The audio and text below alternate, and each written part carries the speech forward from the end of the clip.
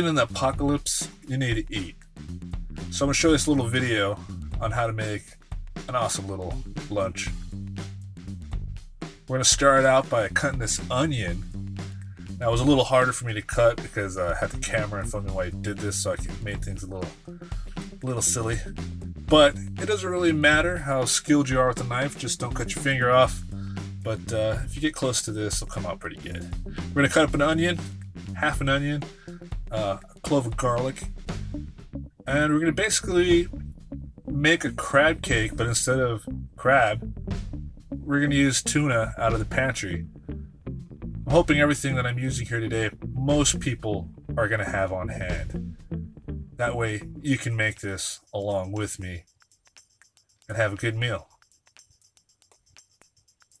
Here, just chopping up the garlic.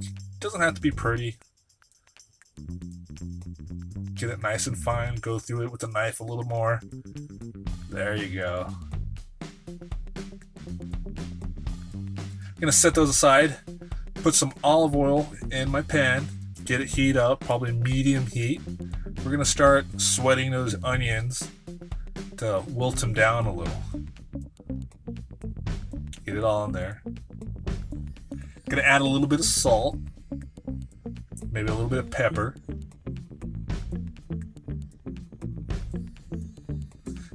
And if you like some flavor, add a little bit of chili flakes.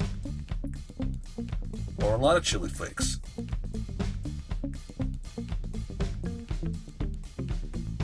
Give it a nice stir, a little more pepper.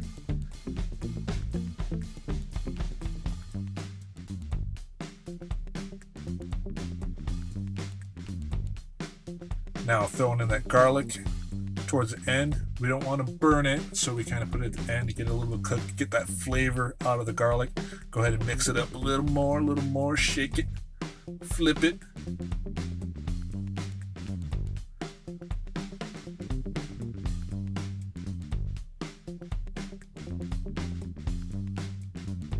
Looking good, we're almost there. See how they're starting to get a little transparent, maybe a little bit of color on it.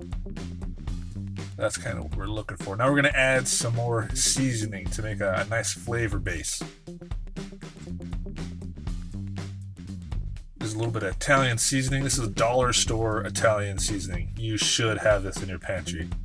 After that, we're going to add a little bit of soy sauce. Give it some umami, a little bit of flavor. Worcestershire sauce.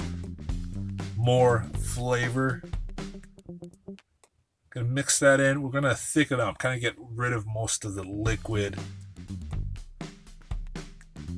So just cook that off a little bit.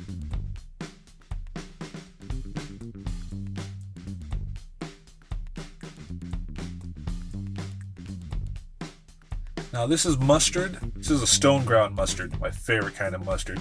You don't have to add this if you're not a mustard person, but it does add a lot of flavor. It just gives it a little something. Of course, the mustard has a little bit of a vinegar to it, and it adds a lot. We're just going to cook it in, thicken it up. Now this is a base of flavor. We're going to add it to this this bowl. I'm going to put 1 egg. We're going to add this flavor compound. Just scrape it all in there, all the little bits. Then mix that up. Make sure it's distributed evenly. After this, we're going to add some breadcrumbs. Now your breadcrumbs, doesn't matter what kind of, they can be flavored, they can be panko, they can be whatever.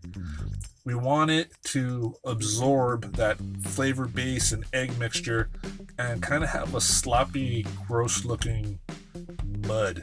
I call this meat glue.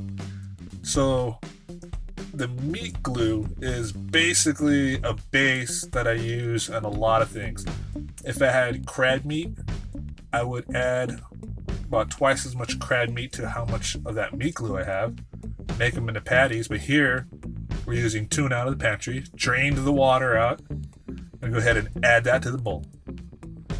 Now with the crab, I don't want to destroy the crab over mixing it, but this is tuna, so mix it as much as you want. I'm folding this in nicely. Now, if you don't like tuna, you don't like crab, you have canned chicken. I've done it with canned chicken.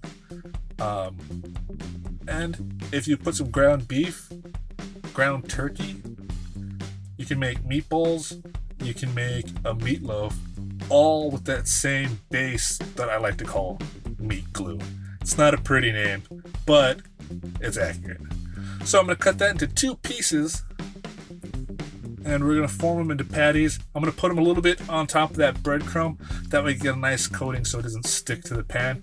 Doesn't have to be fancy. Make a little patty out of it. Patty. Boom, there goes one.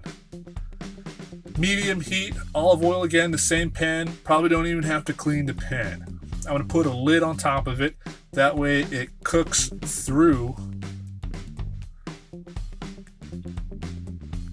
I'm going to flip them over. Now, since this is apocalypse and we're fancy, we're going to put a little bit of the finest sauce you can get, which is spicy ketchup from Whataburger. And we're going to make it extra fancy. Oh yeah, that'll impress any lady in the apocalypse, and some zombies too.